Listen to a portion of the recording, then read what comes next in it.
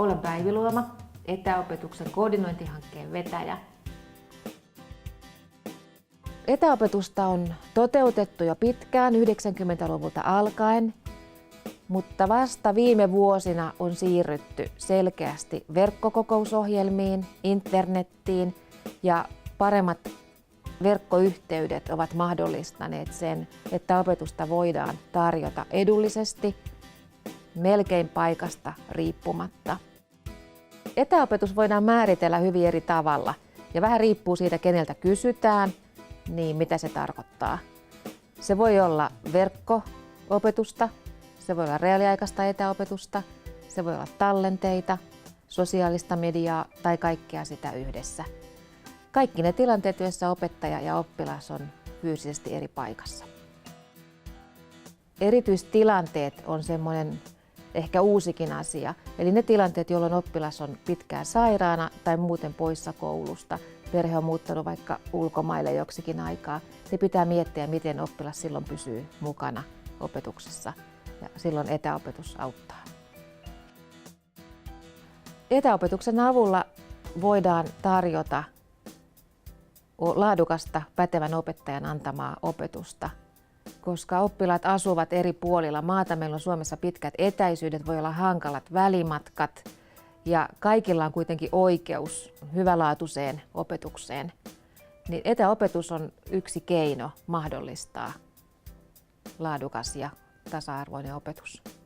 Etäopetuksesta on hyötyä myös lähiopetuksessa niin, että luokkaan voidaan ottaa vaikka asiantuntija etänä tai voidaan ottaa joku natiivipuhuja tai luokalla voi olla joku yhteistyökoulu jossain päin maailmaa ja tällöin otetaan etäyhteys sinne ystävyysluokkaan.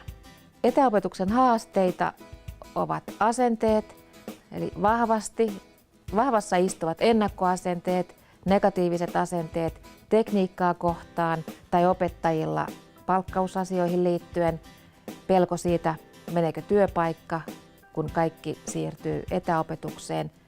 Ja suuri haaste on myös se, että miten saadaan koulutettua kaikki toimijat riittävän hyvin. Etäopetuksessa pitää edelleen kehittää koulutusta. Eli opettaja ei saa koskaan heittää koneen äärelle ja sanoa, että tässä on uusi ohjelma, ota käyttöön, aloita etäopettaminen, vaan pitää miettiä, miten koulutetaan tekniikka, miten koulutetaan pedagogiikkaan ja sitten palautteen pohjalta lähteä kehittämään sitä koulutusta ja myös vertaistukea. Näen etäopetuksen tulevaisuuden hyvinkin valoisana. Etäopetus on teknologisesti nykyisin hyvinkin helppokäyttöistä. Myös pedagogisesti on kehitetty hyviä ja toimivaksi osoittautuneita malleja toteuttaa etäopetusta. Tottahan se on, että se poikkeaa tietysti tavallisesta opetuksesta, että ihan samalla tavalla ei voi vetää etätunteja kuin mitä pitää tavallisia niin kuin luokassa, jos oppilaat on siinä vieressä. Opettajuus ei ole enää pelkästään tiedon antamista, vaan se on tiedon jakamista ja tiedon lähteille opastamista.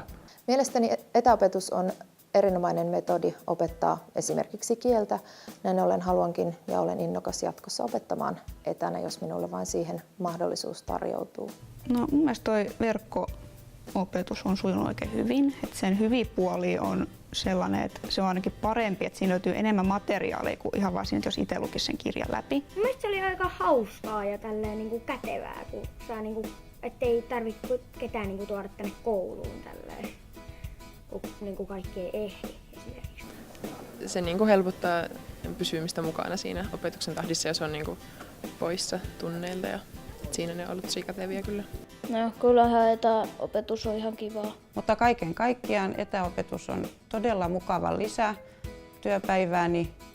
Minulla on 5 tuntia viikossa etäopetusta ja silloin minulla on todella pienet ryhmät ja pystyn hyvin keskittymään näihin oppilaisiini.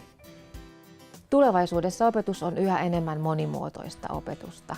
Eli hyödynnetään tallenteita, hyödynnetään reaaliaikaista etäopetusta, hyödynnetään verkkokursseja ja niin edelleen.